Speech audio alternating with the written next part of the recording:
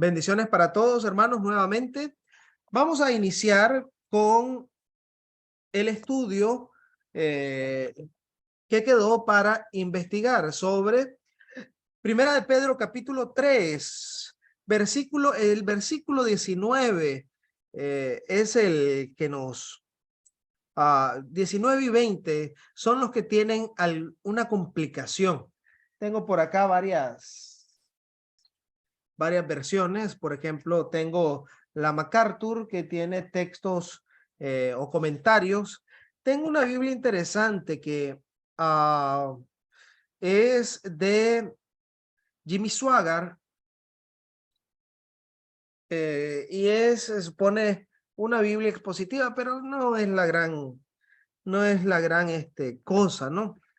La verdad, comentarios bastante básicos, pero tengo estas dos porque quiero mostrarles algo en ellas. Pero bueno, vamos a pedirle a nuestro hermano Julio que nos comente qué investigó sobre estos versículos. Voy a leerlos rápidamente. Dice capítulo 3, versículo 19 y 20.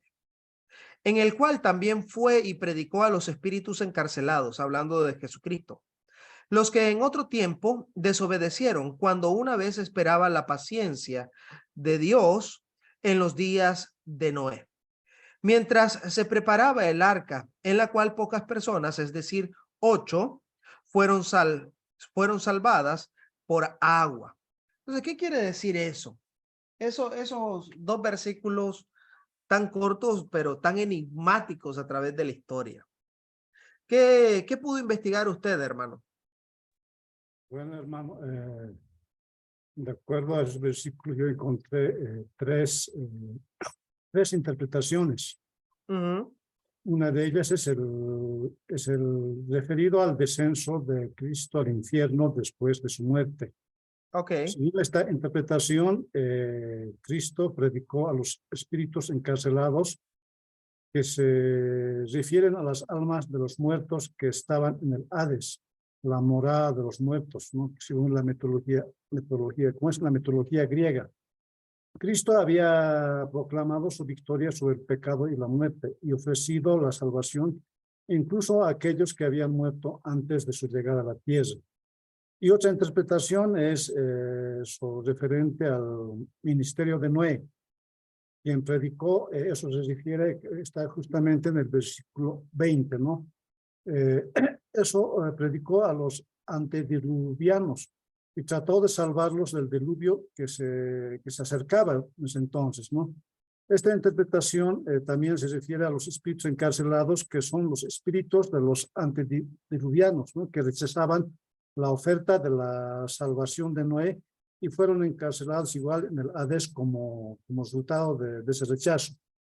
Y finalmente, una tercera interpretación tengo sobre que se refiere a la liberación de los cautivos. En este contexto, los espíritus encarcelados serían aquellos que estaban cautivos en el pecado y la muerte, y que fueron liberados por la obra de nuestro Señor Jesús, ¿no? Y Cristo habría proclamado su victoria sobre el mal y la muerte, ¿no? Que había ofrecido la liberación a todos los que confiaban en él. Esas tres interpretaciones lo que yo encontré, digamos, revisando la...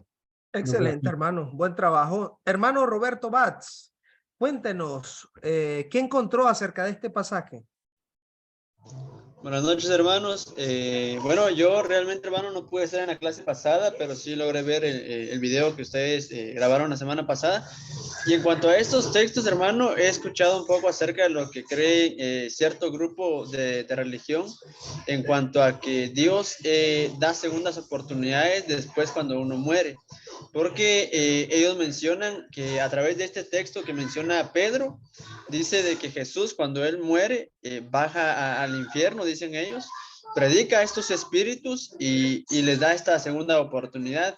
Entonces, estos grupos creen hoy en día de que todavía eso está activo, de que Dios da oportunidades a aquellas personas quienes están ya muertas.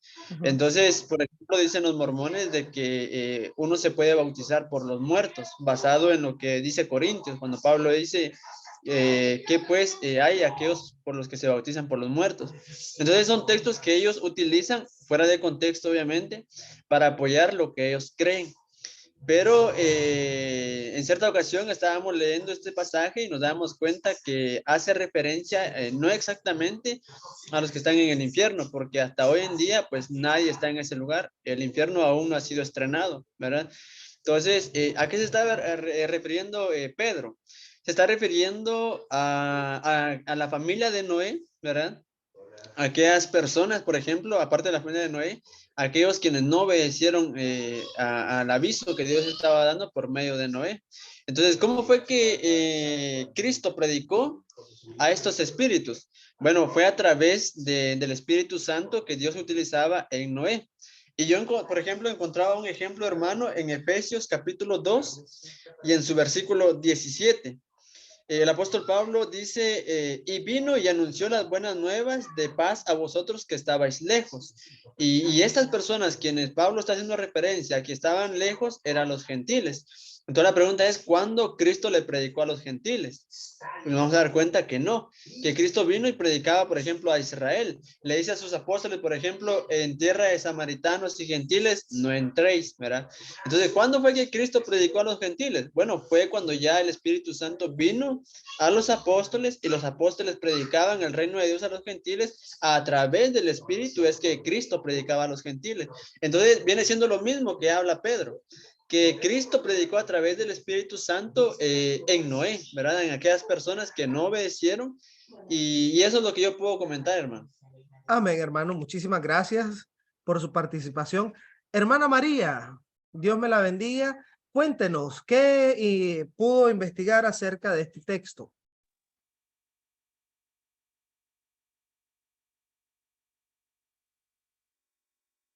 Parece que le está dando problema el micrófono, hermana, porque ya vi que lo activó, pero no se le escucha.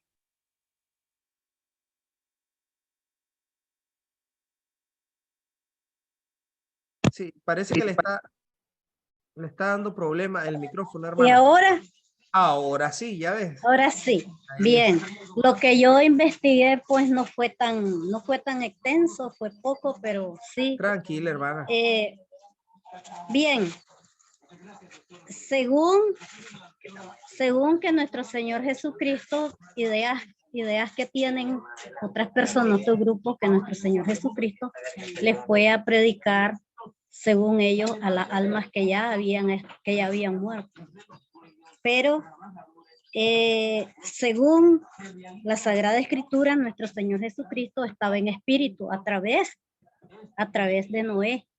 Noé quiso persuadir a las personas para que se arrepintieran, dejar de hacer el mal, pero estas personas no quisieron arrepentirse. Entonces, cuando habla de que las personas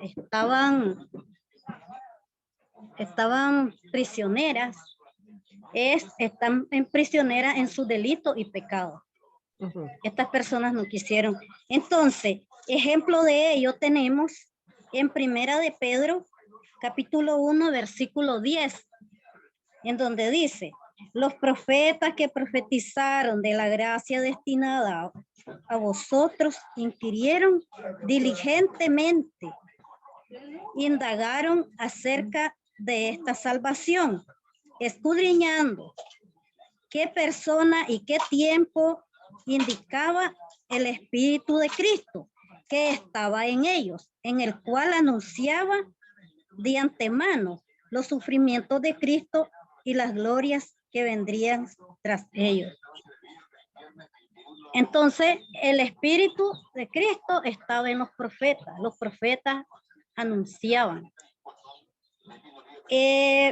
Luego, si nuestro Señor Jesucristo hubiese ido a predicar a estas almas cautivas, entonces no tendría ninguna lógica el sacrificio de nuestro Señor Jesucristo por cada uno de nosotros. De igual manera, nosotros tenemos que arrepentirnos, venir a nuestro Señor Jesucristo para así obtener la salvación. Porque dice en 2 de Corintios,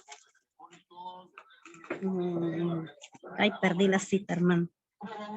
Tranquila, hermano. En 2 Corintios, capítulo 5, bueno, se me olvida, que todos vamos a comparecer ante el tribunal de nuestro Señor Jesucristo. Entonces, ¿qué lógica tiene que nuestro Señor haya ido a predicar a esta alma que si habrían muerto en desobediencia? Entonces, bueno, eso es lo que yo puedo entenderle, hermano. Excelente, hermana. Gracias por compartir. Hermano Lamberto. Sí, hermano. Yo siempre, cuando hablo de este tema, hablo del punto de partida. Hermano, creo que el internet le está fallando. Se le pega mucho. En el paraíso junto con él. Punto 2 es cuando se le presenta a Marta, cuando quiso abrazar, le dijo, no me toques porque todavía he ido al Padre. Y si Cristo no subió al Padre, ¿a dónde fue? Bueno, Cristo fue al paraíso, pero ¿dónde queda? Ese es un gran dilema porque en sí la Biblia no dice dónde queda el paraíso, pero sí habla sobre una historia de Lázaro, el rico, el paraíso y el Tártaro, que según el Nuevo Testamento lineal, él divide el Tártaros con Gehenna en puntos muy diferentes. El Tártaros, según la lengua griega, dice que es lugar oscuro de cárcel. Bueno, en otras versiones dice ¿quién? Hermano, se le está pegando mucho. Creo que sería mejor que tal vez escribe Nuestro y yo le Señor le leo. dice al ladrón que bajó Jesucristo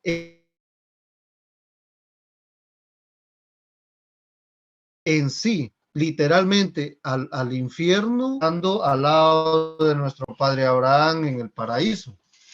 Por lo tanto, sí fue a algún lado, pues sí lo vieron los espíritus que están ahí en encarcelados. Ahora, ¿por qué habla del tiempo de Noé? Sí habla del tiempo de Noé, pero recordemos que desde el tiempo diluviano, solo los que reconocieron el poder de Dios fueron salvos, que fueron 8, y fueron salvos a través del agua.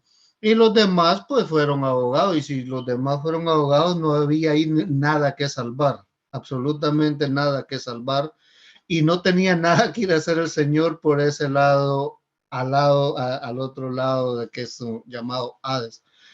Entonces, el punto de vista claro es bajó, definitivamente no fue al paraíso. Ok. ¿Ya? Nada más. Ok, entonces vamos a tratar de, voy a decir, de dar luz a un texto que quizás sea un poquito difícil de interpretar. De hecho, ha sido difícil de interpretar desde los primeros siglos, así que quizás nosotros tratemos de llegar a la interpretación más segura. Pero me gustaría comentar un poco de lo que ustedes han dicho. Bueno, las distintas interrogantes y respuestas a esas interrogantes siempre tienen objeciones. Como por ejemplo, yo creo que la mayoría de ustedes se dio cuenta de que hay muchos que interpretan correcto que fue a espíritus encarcelados, refiriéndose a los ángeles caídos, a los ángeles caídos. Entonces, y que en el tiempo de Noé, pues fue en ese tiempo como que Cristo predicó. Lo interesante aquí es que, o fue en el tiempo de Noé, como dice Armando Alducín, voy a hacer un paréntesis con Armando Alducín, no sé si lo han escuchado, a veces me parece muy fantasioso. Dice él que Cristo fue y predicó a los espíritus que se rebelaron contra Dios, como dice la escritura, entonces que estaban en ese tiempo y que en Génesis capítulo 6 se habla sobre hijos de los hombres y gigantes, que cuando se refiere a la palabra gigantes, se refiere a esos ángeles caídos, y que los hijos de los hombres vieron que, bueno, que estos ángeles caídos vieron que las hijas de los hombres eran hermosas y que tuvieron gigantes, y que esos gigantes, no sé de dónde se la saca esta teoría, pero esos gigantes tenían 12 dedos en las manos, 12 dedos en los pies, y comienza a especular, pero unas cosas bárbaras. Ahora, también tenemos la teoría de que Cristo fue al infierno. Cristo fue al infierno y predicó. Ahora, aquí hay mucha especulación y el texto no nos da mucha luz porque dice ahí fue y predicó. En primer lugar, no dice dónde fue.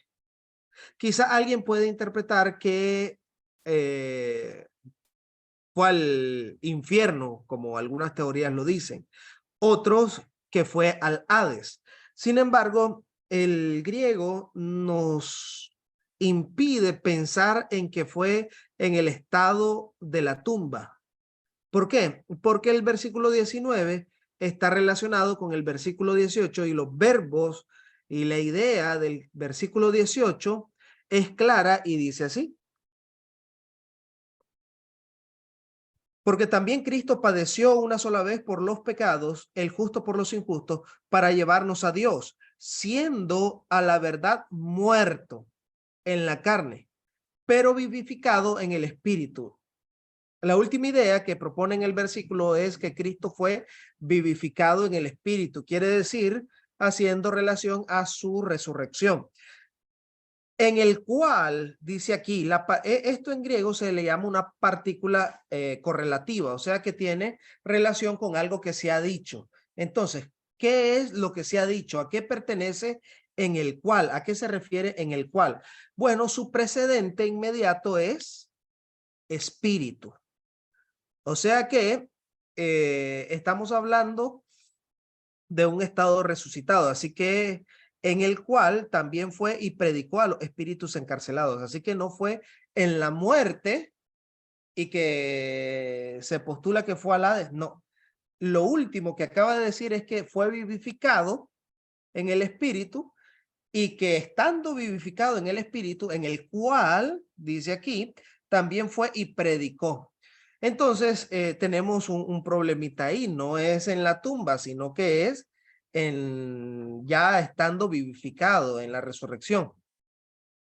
Y el problemita de los verbos, fue y predicó. Ahora, lo interesante es que el verbo fue, visto desde el griego, simplemente indica un cambio de lugar, o sea que se movió a algo. No. Entonces, y en el versículo 22, un poquito más adelante, dice, quien habiendo subido al cielo, está a la diestra de Dios. Entonces, y muchos hacen la relación con los lugares celestiales, donde se libran las batallas espirituales, según el libro de los Efesios, o a los Efesios. Así que algunos tienden a pensar que ese fue no es para abajo, sino para arriba, por decirles alguna idea sobre el verbo fue, que la mayoría piensa fue abajo, al infierno, a algún lugar secreto. Hago otro paréntesis sobre Armando Alducín. Dice él que el infierno está en el centro de la tierra. Ahí está, no ha sido estrenado, pero ahí está. Yo no sé, saco unas cosas interesantísimas. No, entonces, nosotros pensamos fue, y muchos lo relacionan con infierno, porque habla de, dice aquí, a los espíritus encarcelados. Entonces, en cuanto dicen encarcelado, uno piensa en el infierno, pero creo que ya nuestro hermano Roberto Batz estaba aclarándonos un poco sobre esto. El infierno no ha sido estrenado. Cuando usted lee las parábolas del reino, que Jesús dice el reino es semejante a, por ejemplo, a un hombre que invitó a unas bodas y nadie quería venir. Entonces volvió a mandar a invitar y nadie quería venir. Entonces le dijo a sus criados, vayan y traigan a todos los que encuentren por el camino, por donde sea, entren. Entonces, y los que se queden afuera, afuera será el lloro y el crujir de dientes. O por ejemplo, las parábolas ¿cómo es que se llama? De Mateo capítulo 25. Tenemos 3 parábolas interesantes. Las 10 vírgenes, los talentos y las cabras y las ovejas. Al igual que esta parábola que acabo de mencionar de las bodas, hay un tiempo de invitación, pero llega un momento donde ya las puertas se cierran. Igual en los talentos, por ejemplo, hay un tiempo donde el señor se va y luego regresa a arreglar cuentas y después de ahí ya no hay oportunidad. O sea que el castigo está puesto en la mayoría de las parábolas del reino cuando el Señor venga. O sea, cuando el Señor venga, y como decía nuestra hermana, creo, María, lo que dice 2 Corintios capítulo 5 versículo 10, que es necesario que todos comparezcamos ante el tribunal de Cristo para dar cuenta de lo que hayamos hecho estando en el cuerpo, sea bueno o sea malo. Entonces, hasta la venida de Cristo que Él juzgará, y entonces será el lloro y el crujir de dientes para los desobedientes. Así que la idea de que este texto se refiera a espíritus en el infierno y que hay una segunda oportunidad después de la muerte, no va con la idea bíblica, 1, del infierno y 2, de la salvación. Entonces es un poquito difícil de aceptar, ¿no? También otra inferencia que se hace en este pasaje es esa de se piensa para abajo, porque pensamos que el infierno está abajo, no. Pero el caso es que también predicó, la mayoría de gente piensa en el evangelio. Por eso es que se piensa en segundas oportunidades. Algunos interpretan que Cristo da segundas oportunidades ya estando muertos, aunque esto contradeciría lo que dice el escritor a los hebreos, que está estipulado que el hombre muera una sola vez y después viene el juicio, punto. Entonces, el problema es que nosotros hacemos inferencias que no están tan claras. Pedro solo nos indica que predicó, pero no nos dice qué predicó. ¿Me entienden lo que les quiero decir?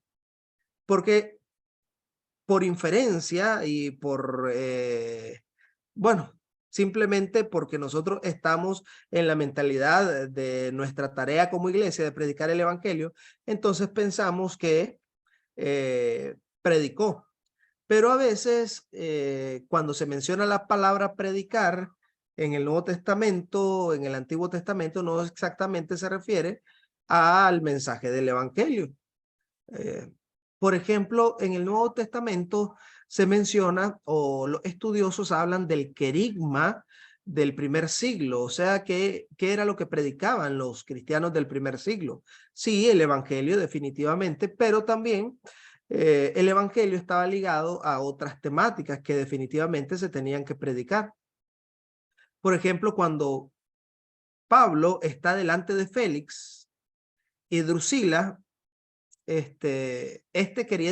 estaba esperando recibir algo de él, pero Pablo le predicó sobre 3 cosas interesantes. ¿Quién recuerda las temáticas? Dice el juicio, el dominio propio y, si recuerdo bien, ¿qué era? La ira venidera. Permítanme, vamos a confirmar. Hechos capítulo 24. Solo estoy poniendo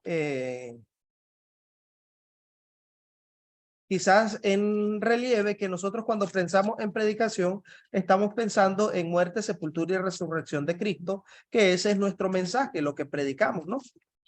Pero el mensaje del evangelio estaba ligado también a esto, que era el mensaje, el querigma de la iglesia primitiva. Permítanme, Hechos capítulo 24, versículo 24 en adelante. Algunos días después, viniendo Félix, con Drusila, su mujer, que era judía, llamó a Pablo y le oyó acerca de la fe en Jesucristo.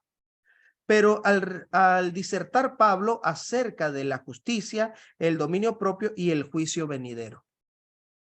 Entonces, a veces nosotros nos olvidamos de que sí, hay que predicar a Jesucristo, la fe en Jesucristo, dice que le predicó. Pero llegó un momento donde le predicó sobre la justicia, el dominio propio y el juicio que viene, ¿no? Entonces, a veces pensamos nosotros, está en sala de espera el hermano Lamberto. Ok. A veces pensamos que algunas palabras las entendemos inmediatamente, pero la verdad es que aquí Pedro no nos está diciendo qué predicó Jesús, ¿ok? O de qué manera lo hizo, ¿no? Entonces este pasaje nos da muchas incógnitas, porque uno fue en el estado resucitado, vivificado del Señor Jesucristo, tal parece. Dos, no nos indica dónde fue. Y tres, pues no nos dice qué fue lo que predicó. Algunos postulan que cuando se refiere a predicó, con su resurrección, con su vivificación, o sea, el resucitado, entonces él declara su victoria. Lo que predicó fue su victoria sobre el pecado y sobre la muerte a los espíritus encarcelados que habla aquí. No es que les predicó el evangelio como bautizate, va a ser salvo, no, sino que algunos piensan que es su victoria sobre la cruz, su victoria sobre el pecado y la muerte. Pero podríamos seguir hablando de esto, podríamos seguir hablando. Yo considero que hay posturas un poquito más cercanas a la interpretación del Nuevo Testamento. Quiero terminar con dos comentarios. Uno, hay personas que sacan doctrinas de este pasaje. Un buen principio en interpretación bíblica es que uno no puede sacar una doctrina basada en un solo pasaje, que es lo que hacen, por ejemplo, los mormones o lo que hicieron los mormones con esto de, ¿y la mujer se salvará? ¿Cómo? Engendrando hijos. Entonces dijeron, aquí está, esta doctrina me gusta a mí. Entonces vamos a tener varias mujeres. Entonces, y en la élite, al principio, tal parece del mormonismo, ellos sí tenían varias mujeres y hasta hay reportajes donde se le acusa de que eran también niñas, o sea, 13 años. Y creo que hasta menores, no recuerdo bien la edad que se cita en el reportaje que vi, pero sacaron una doctrina acerca de la salvación de la mujer basado en un versículo, y eso lo llevó a cometer pues un error garrafal. También igual los mormones se bautizan por los muertos. No sé quién estuvo mencionando esto ahorita. Bueno, ¿basado en qué? En un versículo de primera a los Corintios capítulo 15, que Pablo está disertando acerca de la resurrección, pero por ningún lado está dando la idea de que uno se tenga que bautizar por los muertos. Lo que está haciendo es poner en relieve que si Cristo no resucitó, usted se bautizó por un muerto. Entonces no tiene lógica, no tiene efecto alguno sobre usted o sobre mí. Pero si Cristo resucitó, entonces su bautismo de verdad tiene trascendencia, porque en el bautismo morimos y resucitamos, así como Cristo lo hizo. Bueno, entonces querer sacar una doctrina de este pasaje es un poquito complicado, porque no hay otros pasajes del Nuevo Testamento que apoyen que Cristo dé segunda oportunidades a los que están en el infierno, o que el infierno ya esté en acción, y muchas otras cosas, ¿no? Acá. Y mi consejo número 2 es que definitivamente quizás las teorías más cercanas es que Cristo al resucitar, pues de alguna manera y ascender dice aquí, quien habiendo subido al cielo y al ascender al cielo, pues proclama una victoria sobre la muerte y el pecado y exhibe a estas huestes espirituales. O sea, prácticamente les declara, les predica su victoria. O también creo que una más acertada, estoy diciendo las que están quizás más en concordancia con el Nuevo Testamento, es que en espíritu Cristo predicó en el tiempo de Noé, pero a través de Noé, a través del Espíritu de Cristo, el Espíritu Santo. Puede ser. Ahora, si me preguntan, hermano, pero díganos una teoría.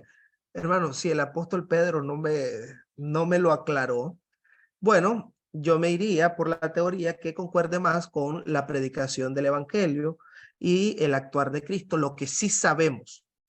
Entonces, yo le digo una cosa, este texto está interesante, pero la verdad, si usted quiere saber exactamente a qué se refería, creo que vamos a tener que esperar la segunda venida de Cristo y tener a Pedro enfrente para que nos diga, hermano, decinos a qué te referías, por favor. Ahora, usted puede tomar una postura, claro, que concuerde con la enseñanza del Nuevo Testamento, ¿no? Pero la verdad es que aquí el énfasis de Pedro es que es lo que dice anteriormente, que Cristo padeció y por su sacrificio entonces nosotros somos salvos. Dice el versículo 17, porque mejor es que padezcáis haciendo el bien si la voluntad de Dios así lo quiere, que haciendo el mal. Porque también Cristo padeció. A lo que se refiere es al padecimiento de Cristo y el producto de ese sufrimiento. Versículo 21 es un texto que usted y yo conocemos bien. El bautismo que corresponde a esto ahora nos salva.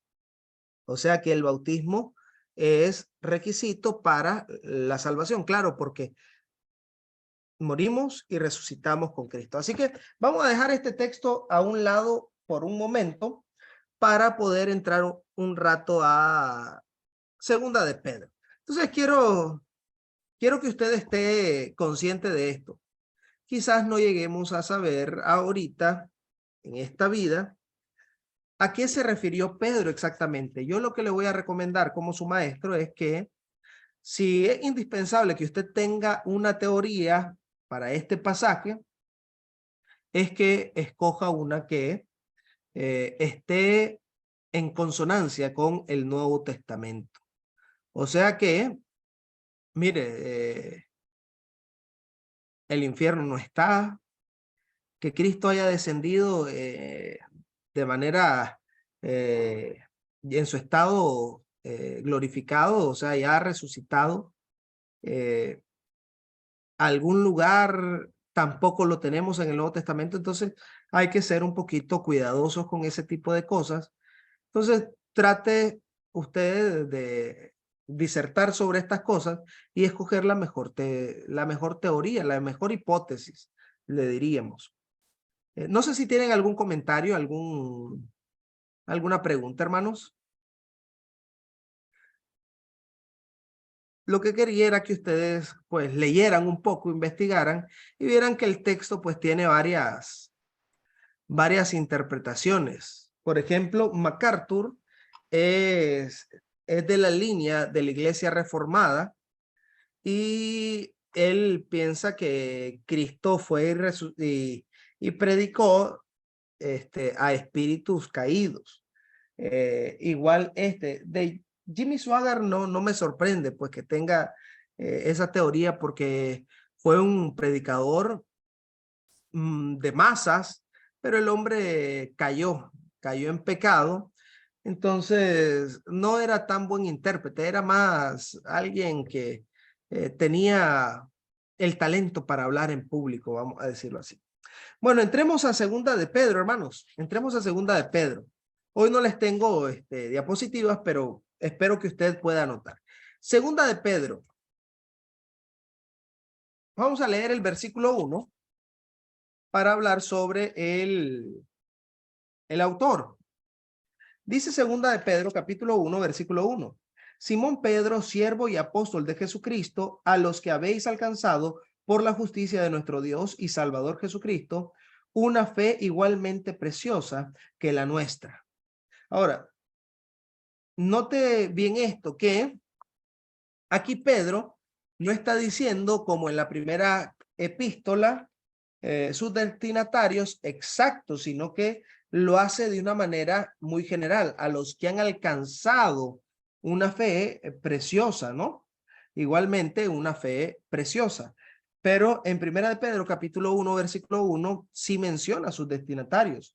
Pedro, apóstol de Jesucristo, a los expatriados de la dispersión en el Ponto, Galacia, Capadocia, Asia y Bitinia.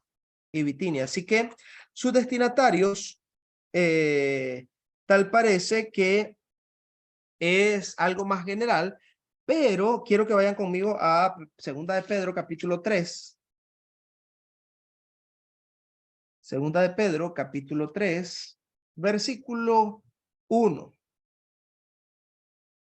Por el versículo con que comienza, en el versículo 1, no nos da la idea de quiénes son los destinatarios, sino que nos podríamos imaginar que es todo creyente en todo lugar del mundo conocido, de aquel entonces donde haya llegado el cristianismo. Sin embargo, el capítulo 3, versículo 1 nos invita a pensar de que son los mismos destinatarios de Primera de Pedro. Dice aquí, amados, esta es la segunda carta que os escribo y en ambas despierto con exhortación vuestro limpio entendimiento.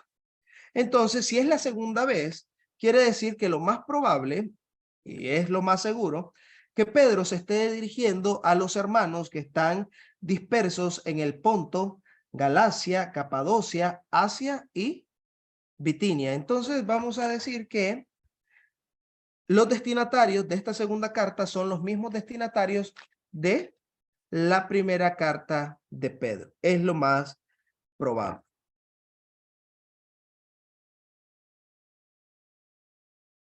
Ok, del autor, no vamos a mencionar mucho porque ya estuvimos hablando bastantito en ¿cómo es que se llama? En Primera de Pedro, acerca de Pedro, ¿no? De quién era Pedro. Sin embargo, aquí vamos a mencionar algo interesante acerca del autor de este epístola. Ya se sabe que es Simón Pedro o Cefas. Simón era su nombre en hebreo, Cefas su nombre en arameo y Pedro pues el nombre que le dio Jesucristo, ¿no? Ahora, que es como una traducción de Cefas, que también significa piedra. Ok, Pedro, entonces, discípulo del Señor Jesucristo, uno de los más cercanos y a quien se le dan las llaves del reino, la batuta en la predicación entre los 12. Ahora, esta segunda epístola tiene algo particular que tardó en entrar al canon que nosotros tenemos. Tardó en entrar al canon, o sea, en ser aceptada. ¿Por qué? ¿Por qué tardaría en ser aceptada? Bueno, porque tal parece que en el primer siglo circulaban otros escritos que se le llama pseudoepígrafes o pseudoepígrafos. Entonces, esto impidió que esta epístola de Pedro fuese aceptada de una manera libre y rápida. ¿Por qué? Porque circulaban otros escritos con el nombre de Pedro. Por ejemplo, el Evangelio de Pedro, Hechos de Pedro, Apocalipsis de Pedro. Entonces, el problema es que estos escritos tenían ideas quizás fuera de la doctrina y hasta un poco gnósticas, ¿no? Entonces, se dudaba de segunda de Pedro. Entonces, tardó un poquito en entrar al canon. O por lo, bueno, al canon no, sino a ser aceptada, ¿no? Como autoría del apóstol Pedro. Pero al final, pues fue aceptado. Definitivamente fue escrita por Pedro, aunque hay una objeción sobre el estilo. Objeción acerca del estilo, le puede poner ahí. La objeción es la siguiente. Para muchos eruditos en el idioma griego, la primera epístola de Pedro está escrita en un griego bastante correcto. Se le llama en un griego clásico, ¿no? Un griego clásico, un griego culto, ¿ok? Un griego culto. Pero segunda de Pedro está escrito en un griego común, o como se le llama, griego koiné. Entonces, si es el mismo autor, ¿por qué hay una diferencia en el griego? ¿Por qué? Entonces, para muchos, esta es la objeción perfecta para decir que Pedro no es el autor de esta epístola. Sin embargo, nosotros ya estuvimos estudiando en Primera de Pedro cómo resolver pues esta incógnita.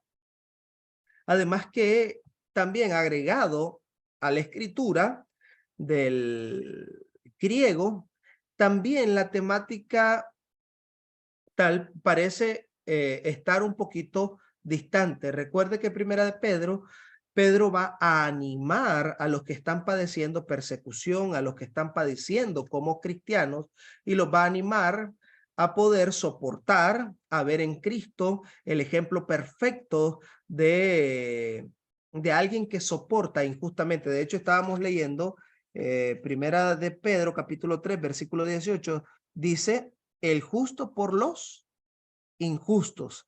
Así que en Primera de Pedro, ve Pedro en Jesús el ejemplo perfecto de padecimiento injusto, pero con recompensa de Dios, de su Padre. Y anima a los creyentes a que padezcan por Cristo. ¿Ok?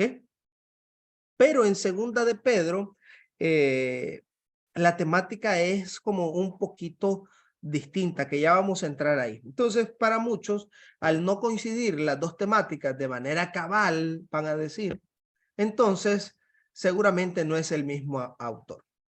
Para esta objeción, yo voy a decir lo siguiente. Los escritos del Nuevo Testamento son circunstanciales. O sea, la mayoría de ellos. O sea que responden a circunstancias. Por ejemplo, primero a los Corintios. Dice que Pablo que escuchó por los de Cloé que los corintios te estaban teniendo problemas de división. Entonces hay un problema o varios problemas en la iglesia en Corintios. Entonces el Espíritu motiva, inspira al apóstol Pablo para que escriba primera a los corintios. Entonces hay una circunstancia y el Espíritu mueve el corazón del escritor inspirado para que pueda hablar sobre esto. Igual los evangelios, por ejemplo. Los evangelios, si usted nota, o por lo menos cuando vemos interpretación de los evangelios, es interesante ver cómo cada evangelio tiene destinatarios distintos. Por ejemplo, Lucas escribe a Teófilo con un propósito. Entonces, por ejemplo, Lucas dice en Lucas capítulo 1 lo siguiente, puesto que ya muchos han tratado de poner en orden la historia de las cosas que entre nosotros han sido ciertísimas, tal como nos lo enseñaron los que desde el principio lo vieron con sus ojos y fueron ministros de la palabra, me ha parecido también a mí, después de haber investigado con diligencia todas las cosas desde su origen, describírtelas por orden, oh excelentísimo Teófilo. Entonces, el destinatario. Bueno, aquí en Teófilo hay dos teorías. Teófilo como un personaje real y que tiene relación con Lucas, tal vez era el que lo financiaba, otros postulan que debió ser como un esclavo privilegiado, puede ser doctor, pero que tenía que rendirle cuenta a Teófilo, bueno, como el Teófilo como una persona, ¿no? Y otros espiritualizan un poco el texto y sugieren que Teófilo se refiere a todas las personas que aman el conocimiento, porque el conocimiento de Dios, ¿no? Entonces, que aman a Dios. Por eso Teo, que viene de Dios, y Filos, que viene de Fileo, que es amor, ¿no? Entonces, todo aquel que ama a Dios. Así que este evangelio es dirigido a todo aquel que ama a Dios. Quizás, como dije, tratan de espiritualizar, ¿no? El evangelio, pero entre todos los evangelios, usted ve que hay distinciones. Por ejemplo, Mateo se cree fue escrito para judíos y es el evangelio más antisemítico que podemos ver entre los 4 evangelios. ¿Por qué? Claro, porque los judíos fueron los que adversaron al Señor Jesucristo. Por ejemplo, Marcos tiene que estar traduciendo las cosas. ¿Por qué? Porque su evangelio no era para judíos. Entonces, era para griegos, se cree, ¿no? Entonces, si ustedes ven, cada uno de los libros del Nuevo Testamento tiene su razón de ser. El Espíritu Santo ha escogido a los escritores y movido su corazón con motivos, con propósitos especiales, ¿no? Y cuando vemos las epístolas ya en el Nuevo Testamento, vemos que siempre hay un propósito, hay un trasfondo, ¿no? Romanos, Gálatas, ¿qué decir de los Gálatas, hermanos? Que estaban siendo socavados por un evangelio distorsionado, combinado con la ley antigua y las prácticas judaizantes, ¿no? Entonces Pablo tiene que escribir y siempre hay un motivo, ¿no?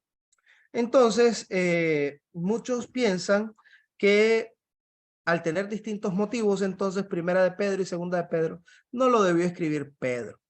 Yo voy a decir, ¿y qué tal si el motivo ya cambió? O sea, si los hermanos entendieron que tenían que padecer por Cristo y estar viendo el sufrimiento y el padecimiento de una manera positiva, porque eso trae recompensa de parte de Dios. Sufrir injustamente no es simplemente sufrir, sino que esto trae recompensa y honor de parte de Dios. Si entendieron esto y hay otra circunstancia que está pasando, entonces definitivamente no va a ser la misma temática, hermanos. Así que no es un argumento fuerte decir que solo porque no tratan de lo mismo, no fue el apóstol Pedro. Ahora, hablemos del tema. ¿Cuál es el tema de segunda de Pedro? La palabra clave, hermanos, es conocimiento. Conocimiento.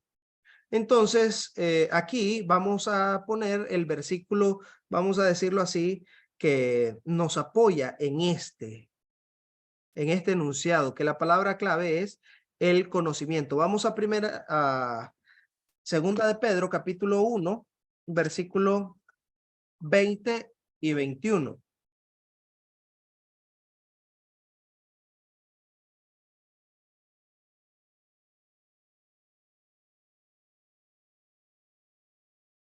Si alguien lo tiene, lo puede leer, por favor. A ver, dice, entendiendo primero esto, que ninguna profecía de la Escritura es de interpretación privada, porque nunca la profecía fue traída por voluntad humana, sino que los santos hombres de Dios hablaron siendo inspirados por el Espíritu Santo. Ok. Entonces, el verdadero conocimiento, hermanos, efectúa el crecimiento en nuestra vida cristiana Y se menciona, pues, en la declaración clásica acerca de la inspiración de las escrituras. Nunca los santos varones de Dios fueron inspirados o ellos dijeron, ve hombre, quiero ser inspirado. No, por el contrario, ellos siendo inspirados por Dios, vino la profecía con un propósito: dar a conocer la voluntad del Señor. Voy a volver a leer, entendiendo primero esto, que ninguna profecía de la Escritura es de interpretación privada. O sea, Dios me está revelando algo a mí. El Señor me reveló que me voy a ganar la lotería. Pero hombre, el Señor me reveló que el hermano Lamberto tiene que venir a pintarme el carro porque él es pintor. Me lo reveló el Señor. O sea, nosotros, aunque hay gente que así hace, ¿verdad? El Señor me dijo que me des tu casa. Imagínese, hermano Julio, que alguien venga y le dice, el Señor me dijo que me dé su casa, hermano. Bueno, dice aquí que nunca fue traída la profecía por voluntad o no era interpretación privada, sino que siempre era una revelación para ser compartida con el pueblo. Porque nunca la profecía fue traída por voluntad humana, sino que los santos hombres de Dios hablaron siendo inspirados por el Espíritu Santo, con la motivación de que el pueblo se acercase a Dios. Se acercase a Dios. Vamos a leer capítulo 2, versículo 9.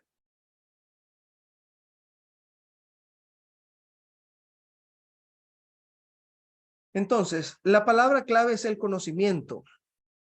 El conocimiento, porque va a poner en contexto el apóstol Pedro aquí el conocimiento verdadero y el conocimiento falso, el conocimiento correcto, y va a introducir a los falsos maestros. Va a hablar sobre la apostasía. Así que vamos a estar hablando de eso ya en el próximo viernes. Así que también aquí en capítulo 2, versículo 9, está de relieve esto. Permítanme. Sabe el Señor librar de tentación a los piadosos y reservar a los injustos para ser castigados en el día del juicio. ¿Qué pasó, mi amor? Papi, mira. En secreto. Ok, espérate que estoy dando clases, mi amor. Salude a los hermanos, más bien. Y después me dice el secreto, ¿ok? Mira, en el cuarto, ¿qué tal si comemos a la Camila? Ajá. En la nalquita. No, y ve lo que venía a decir. Cha, anda a jugar con tu hermana. Ok, Chocolate. estaban jugando el chocolate. Ok, mi amor, no se preocupe. Que nos entendemos que Ay, disculpen, hermano. Estas niñas son ocurrentes. Anda, vea, porque estoy dando clase. Ok, entonces, hermanos, va a hablar de estas temáticas el escritor de Segunda de Pedro. Va a hablar sobre el conocimiento, la apostasía, el juicio, que es lo que pone de relieve el capítulo 2, versículo 9.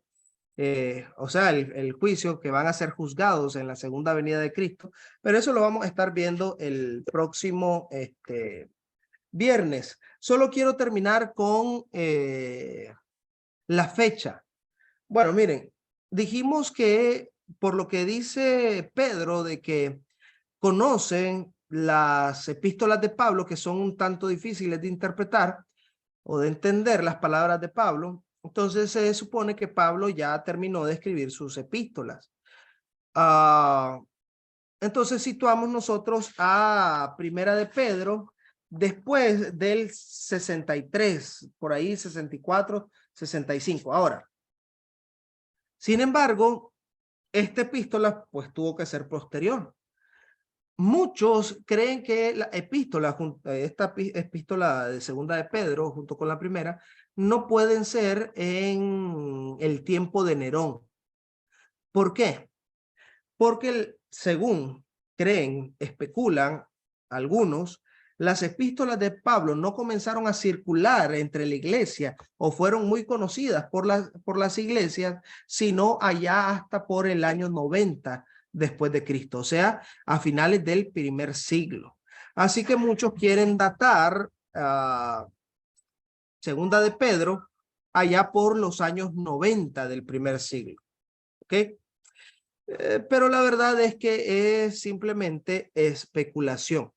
Podríamos nosotros decir que el relato de la muerte de Pedro se origina o se data más o menos allá por el año 68. 68. Así que Pedro puede estar escribiendo esta carta desde Roma, ahí tenemos el lugar, y la fecha quizás una fecha aproximada el 67 más o menos. ¿Por qué lo ponemos así? Porque es una fecha que concuerda con Primera de Pedro y Segunda de Pedro tiempo después, y que podemos nosotros enlazar por lo menos la tradición de la muerte de Pedro en el año 68 con lo que Jesús le dijo en Juan capítulo 21, versículo 18 y 19, que para muchos esto es muy correcto o coincide la tradición con lo que Jesús le dijo, que lo llevarían donde él no quisiera y que pues iba a morir con los brazos extendidos, ¿no? O sea, crucificado. Y la tradición dice que murió en efecto crucificado, sin embargo, no como su maestro, sino con los pies para arriba y la cabeza para abajo. Bueno, entonces tendríamos nosotros una fecha aproximada del año 67, aproximadamente para Segunda de Pedro. Vamos a dejar la clase por aquí, hermanos. Vamos a dejar la clase por aquí. La tarea va a ser la siguiente. Leer Segunda de Pedro, y sacar las palabras que se repiten y cuántas veces se repiten. Palabras, frases, ideas que se repiten a través de esta epístola. Eso nos va a dar a nosotros o nos va a poner en relevancia las ideas fundamentales, porque si son importantes, quiere decir que se van a estar repitiendo. Entonces van a leer muy bien Segunda de Pedro y van a enumerar las palabras que más se repiten, las frases que más se repiten o las ideas que más se repiten, ¿ok?